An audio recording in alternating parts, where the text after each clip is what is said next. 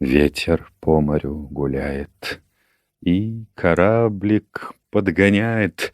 Он бежит себе в волнах на поднятых парусах, мимо острова крутого, мимо города большого.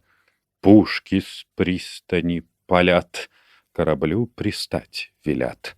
Пристают к заставе гости. Князь Гвидон зовет их в гости. Их и кормит, и поит, и ответ держать велит.